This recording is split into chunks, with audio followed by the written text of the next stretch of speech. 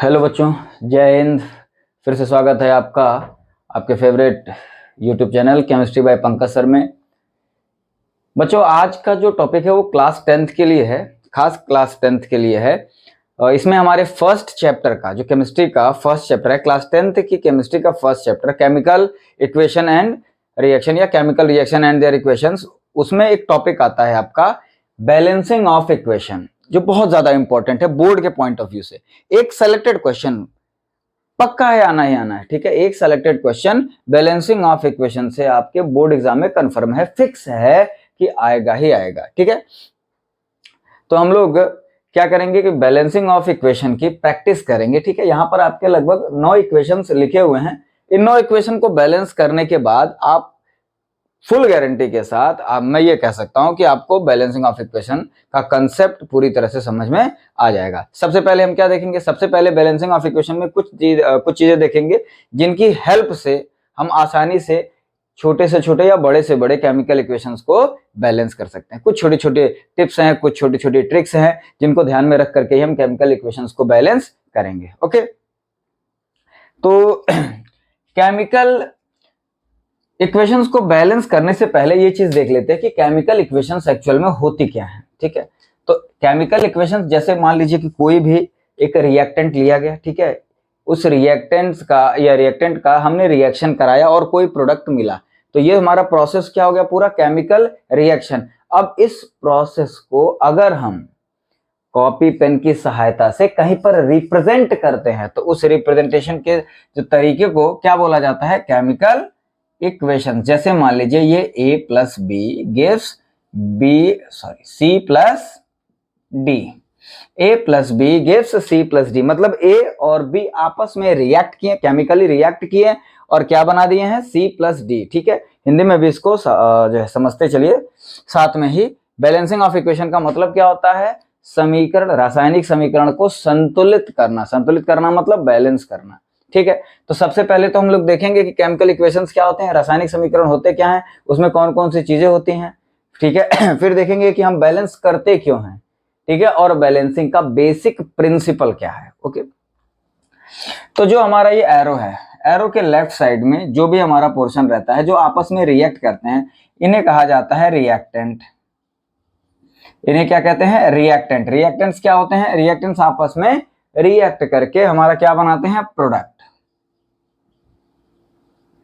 Product बनाते हैं, ठीक है। हिंदी में क्या बोला जाता है? ए और बी को अभिकारक या अभिकर्मक कहा जाता है और सी और डी को उत्पाद कहा जाता है, ठीक है। ए और बी आपका अभिकारक है, सी और डी उत्पाद है। ए और बी क्या है? रिएक्टेंट्स हैं और सी और डी क्या है? प्रोडक्ट्स हैं, ठीक है। ये चीज क्लियर हो गया, रिएक्टेंट्स क्या होते हैं और प्रोडक्ट्स क्या होते हैं, ठीक। आपस में रिएक्ट करते हैं, वो रिएक्टेंट हैं आपके। बैलेंसिंग की जरूरत क्यों पड़ती है? एक प्रिंसिपल आपने पढ़ा होगा, law of conservation of mass. एक law of conservation of mass. अच्छा, law of conservation of mass के 2 स्टेटमेंट्स हैं। पहला स्टेटमेंट क्या कहता है? कि पहला स्टेटमेंट है ये कि matter neither be created nor destroyed, only we can change it from one form to another form, ठीक है। द्रव्यमान संरक्षण के नियम की बात मैं कर रहा हूं हिंदी मीडियम के बच्चों के लिए, ठीक है। द्रव्यमान संरक्षण का नियम क्या कहता है? द्रव्यमान संरक्षण का नियम ये कहता है कि किसी भी पदार्थ को न तो बनाया जा सकता है और न ही उसको नष्ट किया जा सकता है। हम क्या कर सकते हैं? सिर्फ उसको एक रूप से दूसरे रूप में बदल सकते हैं, ठीक है। इसको क्या कहा जाता है? ये हमारा है द्रव्यमान संरक्षण का नियम। लेकिन हम इस स्टेटमेंट की जगह दूसरा स्टेटमेंट दूसरे स्टेटमेंट का उपयोग करेंगे। दूसरा स्टेटमेंट क्या कहता है? कि किसी भी केमिकल रिएक्शन में जो रिएक्टेंट्स होते हैं, उन रिएक्टेंट्स का जो मास होता है, टोटल वेट या टोटल मास। केमिस्ट्री में फिजिक्स की तरह वेट और मास में डिफरेंशिएट मत करिएगा, केमिस्ट्री में वेट और मास को एक ही चीज लेके चलिएगा, ठीक है। ए और बी का टोटल वेट सी और डी के टोटल वेट के इक्वल होगा। मतलब जितने भी रिएक्टेंट्स हैं उन सारे रिएक्टेंट्स का जो टोटल वेट होगा वो प्रोडक्ट्स के टोटल वेट के इक्वल होता है। ये हमारा स्टेटमेंट है लॉ ऑफ कंजर्वेशन ऑफ मास का। यानी कि सभी अभिकारकों का द्रव्यमान, कुल द्रव्यमान उत्पाद के कुल द्रव्यमान के बराबर होता है। क्लियर हो गई बात? मतलब रिएक्टेंट का जो टोटल वेट होगा प्रोडक्ट के टोटल वेट के बराबर होगा, ठीक है। ये तो हो गया बेसिक प्रिंसिपल, जिस प्रिंसिपल पर हम लोग क्या करते हैं? इक्वेशंस को बैलेंस करते हैं। अच्छा, बैलेंस करने में किस चीज को बैलेंस किया जाता है? ठीक है, बैलेंस करने का मतलब क्या होता है? बैलेंस किस चीज को करते हैं? हम लोग नंबर ऑफ एटम्स को बैलेंस करते हैं। ये चीज ध्यान रखिएगा, नंबर ऑफ एटम्स, यानी कि हिंदी में बोलते हैं परमाणुओं की संख्या। परमाणुओं की संख्या बराबर की जाती है अभिकारक की तरफ और उत्पाद की तरफ। कोई भी एक तत्व ले लिया, ठीक है, मान लिया अभिकारक में कोई तत्व है आपका सोडियम कोई तत्व है और इसकी संख्या है इस तरफ, यहां पर लिख देते हैं, मान लीजिए कोई सोडियम है, सपोज कर लीजिए सोडियम है, सोडियम तत्व के परमाणुओं की संख्या इस तरफ 4 है और उत्पाद की तरफ सोडियम के परमाणुओं की संख्या क्या है आपकी? 2 है। ठीक है, अभी समझ लीजिए, ठीक है, बाद में इन इक्वेशंस की हेल्प से समझाया जाएगा कि कहना क्या चाह रहा हूं मैं। ठीक है, इधर number of atoms of sodium, मतलब सोडियम के परमाणुओं की संख्या 4 है और उत्पाद की तरफ यानी कि प्रोडक्ट के side number of atoms of sodium कितना है आपका? 2 है। तो हम करेंगे क्या, इसमें 2 से मल्टीप्लाई करके किसी तरह क्या कर देंगे, इसको 4 कर देंगे। यही काम किया जाता है बस।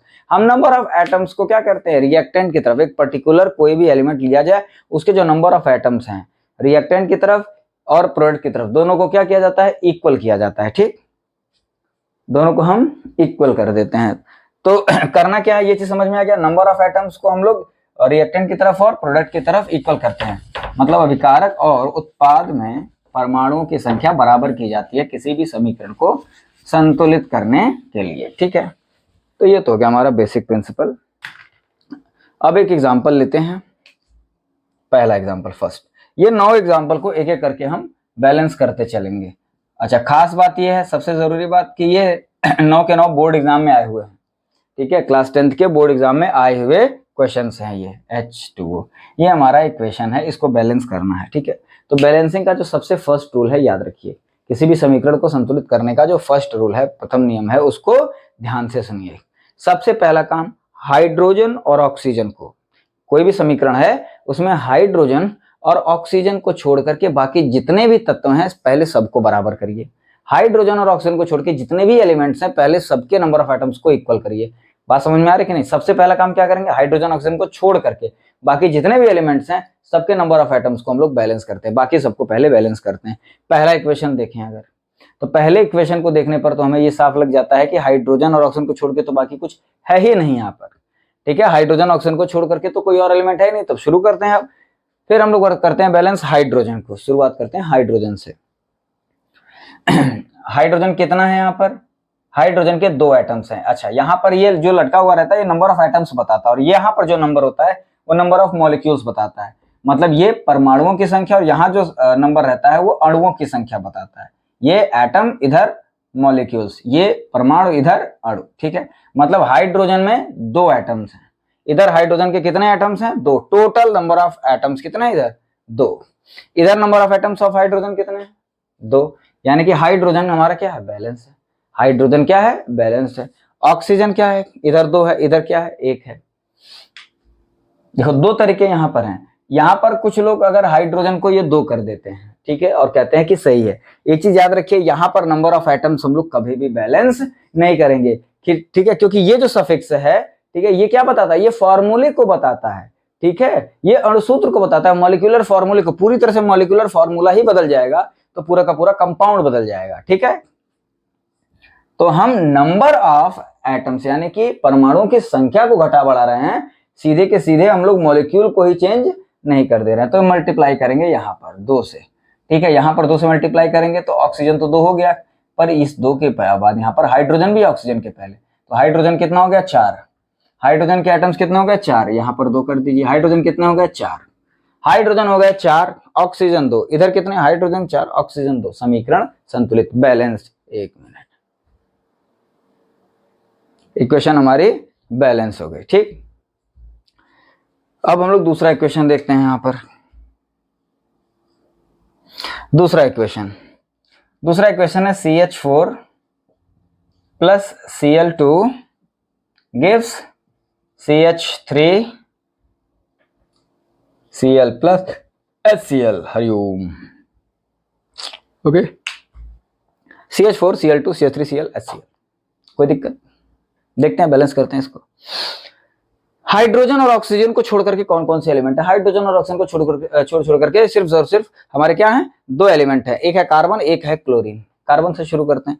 एक कार्बन, इधर कहीं कार्बन नहीं, कोई कार्बन नहीं। अच्छा, कुछ बच्चे बेवकूफ बच्चे Cl के C को भी कार्बन समझ लेंगे, तो भैया ऐसी बेवकूफियत मत करना। ये क्लोरीन है, क्लोरीन के C को कार्बन मत समझ लेना नालायक। CH4 C, यहाँ पर कितने हाइड्रोजन, सॉरी कितने कार्बन है? एक कार्बन इधर, एक कार्बन इधर, टोटल नंबर ऑफ कार्बन इधर भी एक है, इधर भी एक है, कार्बन हमारा बैलेंस है। ठीक, अब देख लेते हैं हम लोग क्लोरीन। क्लोरीन इधर कितना है? 2, इधर कितना है? 1 2, इधर भी 2 है, यानी कि इस तरफ भी 2 क्लोरीन है, इस तरफ भी 2 क्लोरीन है। टोटल रिएक्टेंट की तरफ 2 क्लोरीन, टोटल प्रोडक्ट की तरफ 2 क्लोरीन, यानी कि क्लोरीन भी बैलेंस, कार्बन भी बैलेंस। अब आ जाते हैं हाइड्रोजन पर, वही एक बचा है हमारा। हाइड्रोजन यहाँ पर है 4, यहाँ पर है 3 + 1 4। ठीक है, टोटल इधर प्रोडक्ट की तरफ कितना हो गया? टोटल उत्पाद की तरफ हाइड्रोजन है 4, टोटल अभिकारक की तरफ हाइड्रोजन है 4, यानी कि टोटल रिएक्टेंट की तरफ हाइड्रोजन है 4, टोटल प्रोडक्ट की तरफ हाइड्रोजन है 4, यानी कि हाइड्रोजन, क्लोरीन और कार्बन सब के सब बैलेंस हो गए। थर्ड इक्वेशन देखते हैं। थर्ड इक्वेशन परेशान होने की जरूरत नहीं है इसकी साइज से। ठीक है, C6H12O6 + O2। अच्छा, ग्लूकोज का हमारा कंबस्शन है, कोई बात नहीं, CO2 + H2O। ठीक, हाइड्रोजन, ऑक्सीजन और कार्बन, ये 3 एलिमेंट है हमारे। तो हाइड्रोजन ऑक्सीजन को छोड़ करके देखते हैं हम लोग कार्बन पर आते हैं। ठीक है, सबसे पहला काम हाइड्रोजन ऑक्सीजन को छोड़ करके किस पर आएंगे? कार्बन पर आएंगे। इधर कितना कार्बन है? इधर है 6 कार्बन। इस तरफ कितना कार्बन है? इस तरफ है 1 कार्बन। 6 कर दो भाई।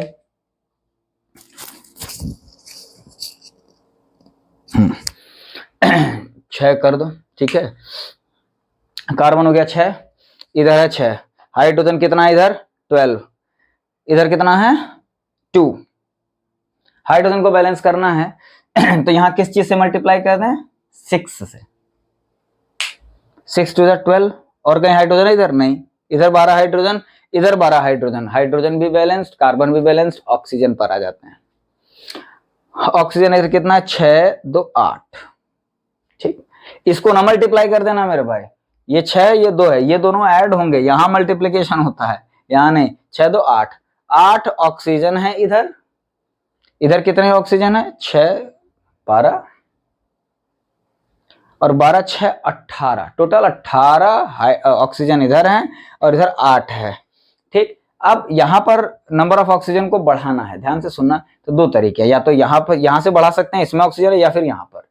जैसे यहां पर हम ऑक्सीजन का नंबर बढ़ाने की कोशिश करेंगे, ठीक है, ध्यान से सुनिएगा, जैसे यहां पर नंबर ऑफ ऑक्सीजन को बढ़ाने की कोशिश करेंगे, हमारे साथ कार्बन और हाइड्रोजन की संख्या भी बढ़ जाएगी, इसलिए यहां पर बढ़ाने को प्रेफरेंस दिया जाता है। ठीक है, कितना बढ़ाएंगे? 6 यहां पर है, यहां 12 कर दें, यानी कि यहां पर अगर 6 से मल्टीप्लाई कर दें तो 12 ऑक्सीजन इधर हो गया, 6 इधर, 12 6 18 इधर हो गया, और 6 12 + 6 18 इधर हो गया। मतलब टोटल दोनों साइड इधर भी 18 है, इधर भी 18 है। कौन? Oxygen. Carbon balanced, hydrogen balanced और ऑक्सीजन भी बैलेंस्ड। फोर्थ इक्वेशन देख लेते हैं।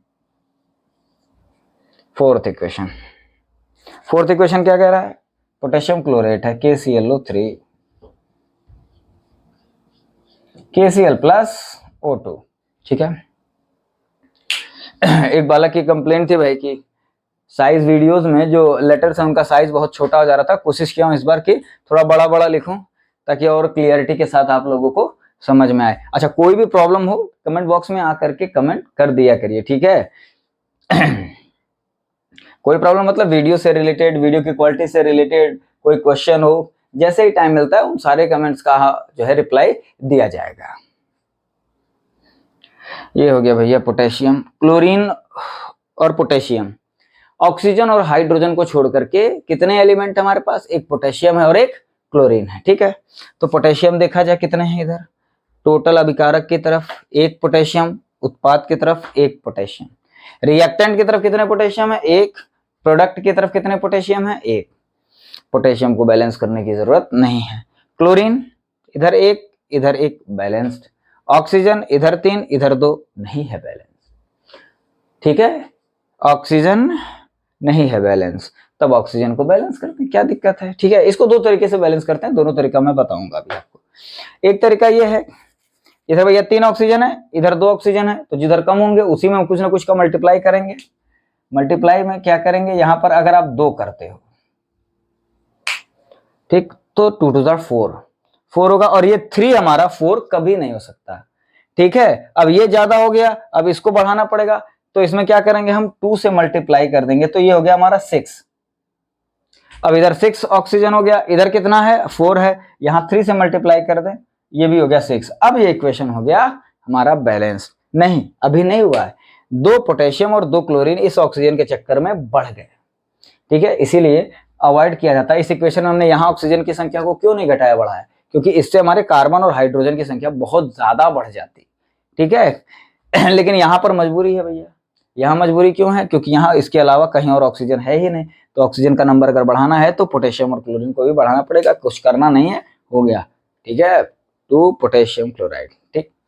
अच्छा, जो दूसरा तरीका मैं बता रहा था वो थोड़ा सा आसान है, दिमाग होगा आपके पास तो तुरंत आप उस चीज को समझ जाओगे।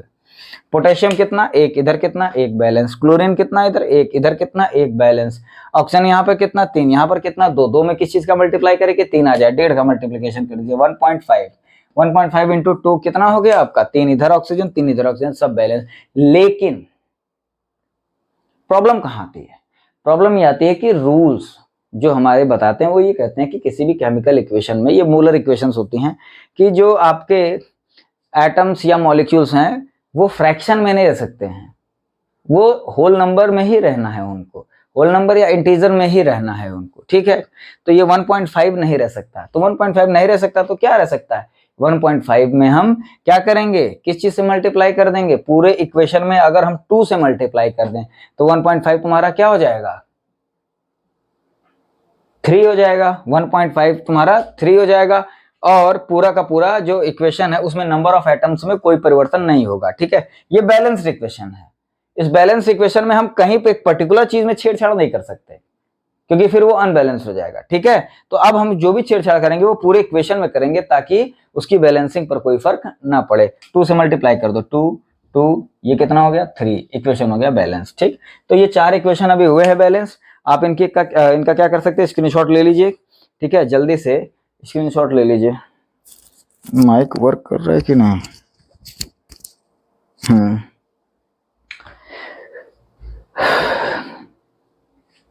स्क्रीनशॉट ले लिया होगा तो इसको इरेज करें।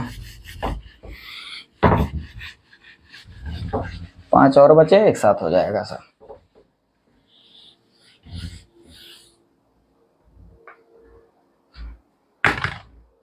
नेक्स्ट इक्वेशन क्या है, N2 प्लस H2। अच्छा, ये रिवर्सिबल का साइन बनाया हूं, ये रिवर्सिबल का साइन यहाँ पर इस क्वेश्चन में नहीं है, कोई बात नहीं, ठीक है। NH3, इस रिवर्सिबल साइन का मतलब क्या होता है, ठीक है, ये आप ये क्वेश्चन एक तरह से समझ सकते हैं कि ये क्वेश्चन है और इसका आंसर आप कमेंट बॉक्स में आकर के दे सकते हैं कि ये जो रिवर्सिबल का साइन है, इसको उस रिएक्शन को कहते हैं रिवर्सिबल रिएक्शन, हिंदी में बोलते हैं उत्क्रमणीय अभिक्रिया। ये जो साइन है, इस साइन का क्या मतलब होता है, जो ये 2 हाफ एरो होते हैं इसका मतलब क्या होता है, इस चीज का मतलब आप हमें कमेंट बॉक्स में आकर के बता सकते हैं कि इस चीज का मतलब क्या है, ठीक है। ये क्वेश्चन है भैया, नोट कर लेना। हाइड्रोजन ऑक्सीजन को छोड़ करके हम लोग क्या करते हैं, कौन सा क्वेश्चन है ये, 5th, ओके। हाइड्रोजन ऑक्सीजन को छोड़ करके बाकी जितने भी एलिमेंट हैं उनको बैलेंस करने की कोशिश करते हैं, ठीक है। ये क्या है हमारा नाइट्रोजन, कितना नाइट्रोजन है 2, ठीक है, यहाँ पर 2 नाइट्रोजन, यहाँ पर कितना 1 2 नाइट्रोजन हो गए 2, कोई दिक्कत नहीं, पर इस चक्कर में हाइड्रोजन कितने हो गए 6, यहाँ पर कर दो 3, इक्वेशन बैलेंस्ड, ठीक है। आसान है कि नहीं, ठीक, आसान है, बस सिंपल मल्टीप्लिकेशन, गुणा भाग आना चाहिए, जोड़ घटाना गुणा भाग। अब और गलतियां क्या नहीं करना, यहाँ पर किसी चीज की संख्या को घटाना बढ़ाना नहीं है। नेक्स्ट इक्वेशन पर आ जाते हैं। अच्छा, इसका नाम भी, इसको एक प्रोसेस कहा जाता है, अमोनिया के बनाने का प्रोसेस है ये, ठीक है। इसका नाम आप कमेंट बॉक्स में आकर के कमेंट कर सकते हैं कि 5th रिएक्शन का नाम क्या है, 6। अच्छा, अब है हमारे पास iron, iron plus H2O gives Fe3O4 plus H2, ठीक, कोई दिक्कत नहीं, करते हैं बैलेंस। ऑक्सीजन हाइड्रोजन को छोड़ करके बाकी जितने भी एलिमेंट है पहले सबको बैलेंस कर दिया जाए। ऑक्सीजन हाइड्रोजन को छोड़ के सिर्फ एक ही एलिमेंट है, वो है आयरन, इधर है 3 इधर है 1, 3 से कर दो मल्टीप्लाई, हो गया आयरन बैलेंस्ड। अब आ जाते हैं हम लोग ऑक्सीजन और हाइड्रोजन पर। हाइड्रोजन यहाँ पर कितना है 2, यहाँ पर है 2, दोनों हाइड्रोजन हो गया बैलेंस। ऑक्सीजन यहाँ पर कितना है 1, यहाँ पर कितना है 4, कर दो मल्टीप्लाई किससे 4 से। इस चक्कर में यहाँ पर ऑक्सीजन हो गए 4, हाइड्रोजन हो गए 8, हाइड्रोजन हो गए 8, कोई दिक्कत नहीं है। यहाँ पर 2 हाइड्रोजन है, 4 से मल्टीप्लाई कर दो, हो गए 8। आयरन कितने 3, हाइड्रोजन कितने 8, ऑक्सीजन कितने 4। Equation balanced. ठीक है, फिर से सुन लो, आयरन को सबसे पहले 3 है, यहाँ पर 3 लिखा गया, फिर हम लोग आ गए हैं किस चीज पर, ऑक्सीजन पर। 4 ऑक्सीजन 4 ऑक्सीजन बैलेंस किए, लास्ट में बचता है हमारा हाइड्रोजन, फोटोजाइट फोटोजाइट, हाइड्रोजन भी balance. 7th equation, 7th equation है हमारा मीथेन का कंबशन। मीथेन गैस है CH4O2 gives CO2 plus H2O। किसी भी ऑर्गेनिक कंपाउंड का हम कंबशन करते हैं तो ये हमारे मेन प्रोडक्ट होते हैं, कार्बन डाइऑक्साइड और water.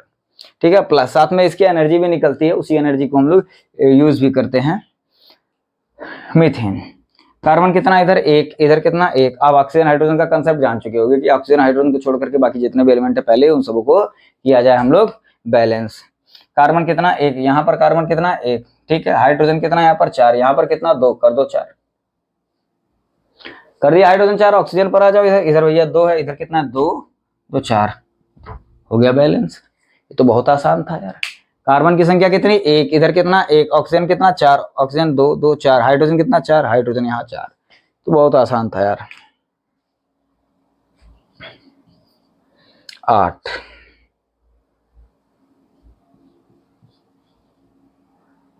Sodium plus C2H5OH gives C2H5 sodium methoxide है, C2H5ONA plus H2, C2H5ONA plus H2। इसको बैलेंस करते हैं। ठीक है, अच्छा बैलेंस करने से पहले इसको एक चीज़ जान लीजिए। ठीक है, ये जो वीडियोस बन रहे हैं ये खास उन बच्चों के लिए बन रहे हैं जिन बच्चों के स्कूल में क्या होता है कि कुछ ऐसे गवर्नमेंट स्कूल भी हैं तमाम ऐसे जहां पर टीचर्स अवेलेबल नहीं हो पा रहे, काफ़ी कोशिशों के बावजूद वहां पर टीचर्स अवेलेबल नहीं हो पाते हैं, तो उन बच्चों के लिए है। तो आप जितने भी जो बच्चे देख रहे हैं ज़्यादा से ज़्यादा इस वीडियो को शेयर करें, ठीक है, ताकि उन बच्चों तक भी ये सारी चीज़ें पहुंच पाएँ जो बच्चे टीचर्स तक नहीं पहुंच पा रहे हैं या स्कूल नहीं पहुंच पा रहे हैं, मतलब जो पढ़ना चाहते हैं लेकिन किसी भी कारणवश पढ़ नहीं पा रहे हैं। ठीक है, तो सबसे पहला आपका काम क्या है कि आप तो चैनल को सब्सक्राइब करिए। ठीक है, क्यों सब्सक्राइब करिए, ताकि ज़्यादा से ज़्यादा अपडेट आप तक और जल्दी से जल्दी अपडेट आप तक पहुंच सके। ठीक है, और जितना जल्दी अपडेट पहुंचेगा उतना ही आप क्या करेंगे, इस वीडियो को उतना ही शेयर करेंगे। आप खुद भी देखेंगे इसको, खुद भी सीखेंगे चीज़ें, और अपने यार दोस्तों को भी क्या करेंगे, ये वीडियोज शेयर करेंगे ताकि उनका भी कुछ भला हो सके। ठीक, अब ये जो इक्वेशन है हमारा sodium plus ethanol, sodium methoxide और हाइड्रोजन बन रहा है। ठीक है, इसमें शुरुआत करते हैं सबसे पहले हम लोग सोडियम से। सोडियम कितना है हमारा 1, इधर सोडियम कितना है 1, सोडियम बैलेंस। अब इसके बाद कार्बन पर आ जाते हैं, कार्बन कितना इधर 2, इधर कितना 2, कार्बन भी बैलेंस। हाइड्रोजन पर आ जाओ, हाइड्रोजन यहाँ पर कितना 5 1 6, ठीक, इधर कितना 5 2 7, यानी कि इधर कुछ घटाएंगे बढ़ाएंगे, घटाएंगे बढ़ाएंगे क्या, बढ़ाएंगे, घटा नहीं सकते। ठीक है, नंबर ऑफ आइटम्स को यहाँ पर कम नहीं कर सकते, यहाँ पर क्या करेंगे, नंबर ऑफ आइटम्स को बढ़ाएंगे। यहाँ पर कितना है 5 to 7, यहाँ पर है 5 और प्लस 1 6। ठीक, अब यहाँ मजबूरी है 2 से ही मल्टीप्लाई करना। 2 से जब मल्टीप्लाई करेंगे तो 5 to 10 प्लस 2 12, इधर हो गया 12, इधर कितना हो गया 5 to 7, 7 ही है। अच्छा, इस चक्कर में देखो यहाँ पर क्या हो गया कि कार्बन को हो गया 4, तो सबसे पहले कार्बन को तुरंत बैलेंस कर दो ताकि बाकी कोई प्रॉब्लम ना हो। सोडियम हमारा 2 हो गया, सोडियम यहाँ पर कर देते हैं। अब फिर से आ जाते हैं हाइड्रोजन पर।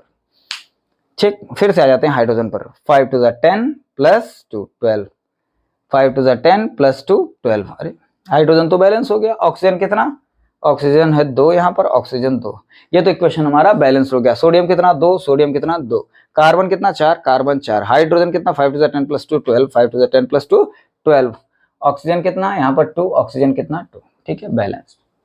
ठीक, अब हमारा लास्ट इक्वेशन है 9वां, C6H6। ठीक है, ये एक हमारा कंपाउंड है, ऑर्गेनिक कंपाउंड है जो कि ऑर्गेनिक सब्सटेंस के लिए सॉल्वेंट का काम करता है। और इसका नाम क्या है, ये भी आप इसका भी आंसर कमेंट बॉक्स में देते रहिए कि इसका नाम क्या है। 9th इक्वेशन में जो रिएक्टेंट है, मेन रिएक्टेंट, उसका नाम क्या है। C6H6 plus O2 gives CO2 plus H2, organic substance, combustion किए क्या बनेगा, कार्बन डाइऑक्साइड और वाटर, प्लस एनर्जी भी रिलीज होगी, कोई दिक्कत नहीं है। नंबर ऑफ कार्बन कितने, 6, यहाँ पर तुरंत कर दो भैया 6, नंबर ऑफ कार्बन 6। हाइड्रोजन कितना, 6, यहाँ हाइड्रोजन कितना 2, 6 करना है, 3 से मल्टीप्लाई कर दो, ठीक। इस चक्कर में ऑक्सीजन कितना हो गया, 6 12, 12 प्लस 3 15। अब ये वाला ट्रिक अपनाइए, कहाँ गया, अच्छा वो इसके पहले बताया था मैंने, ठीक है। 15 यहाँ पर है 2, अब 2 को 15 करना है तो किस चीज से मल्टीप्लाई करेंगे, हम 7.5 से ही करेंगे, 7.5 दूना 15 होता है, 7.5 टू 15। अच्छा अब ये 7.5 तो रह नहीं सकता है, तो अब क्या करेंगे, 2 से पूरे इक्वेशन में मल्टीप्लाई कर दो, 2, ये कितना हो गया आपका 15, ये कितना हो गया आपका 12, ये कितना हो गया आपका 6। अब ध्यान से नंबर ऑफ एटम्स को काउंट कर लीजिए, सारे नंबर ऑफ एटम्स क्या है, सेम है। नंबर ऑफ एटम्स क्या है, कार्बन के जितने रिएक्टेंट की तरफ है उतने ही आपके प्रोडक्ट की तरफ है। हाइड्रोजन के जितने रिएक्टेंट की तरफ है 6 to the 12, 6 to the 12। Oxygen कितना है, 12 दूना 24, 24 6 30, यहाँ पर 15 दूना 30, ठीक है। तो ये आपके नंबर ऑफ एटम्स बैलेंस हो गए इस इक्वेशन में, ठीक है। तो यहाँ पर आपका बैलेंसिंग ऑफ इक्वेशन, ठीक है, ये 9 इक्वेशन लगाने के बाद तो आई थिंक काफी हद तक कवर हो गया होगा आपका कि बैलेंसिंग ऑफ इक्वेशन या समीकरण को संतुलित करने वाला टॉपिक में हमें करना क्या चीज है, ठीक है। अब इससे रिलेटेड कुछ क्वेश्चंस और हैं, कई सारे क्वेश्चन है, कुछ ही नहीं है, बहुत सारे क्वेश्चन हैं जो आपके एनसीईआरटी की टेक्स्ट बुक में भी दिए हुए हैं और आपके पास जो भी आप जिस बुक से भी पढ़ते होंगे सैंपल पेपर्स होंगे, ठीक है। तमाम ऐसे आपके पिछले प्रीवियस ईयर के क्वेश्चन पेपर होंगे, आप उनको लेकर के सॉल्व करके और ज्यादा प्रैक्टिस आप कर सकते हैं, और जो डाउट होता है वो आप कमेंट बॉक्स में आकर के मुझसे पूछ सकते हैं, ठीक है। आज नहीं तो कल, नहीं तो परसों उसका रिप्लाई आ जाता है, ज्यादा टाइम नहीं लगेगा, रिप्लाई उसका आ जाएगा, ठीक है। तो यहाँ पर ये हमारा टॉपिक खत्म होता है। अगला जो वीडियो हमारा आएगा वो भी क्लास 10th के लिए ही आएगा। क्या आएगा आई थिंक फिजिक्स से रिलेटेड किसी टॉपिक को हम कवर करेंगे। तो फिर से मैं बोल दे रहा हूँ कि जो बच्चे चैनल को नहीं सब्सक्राइब किए हैं, जो नए बच्चे हैं, वो प्लीज चैनल को सब्सक्राइब कर दें, ठीक।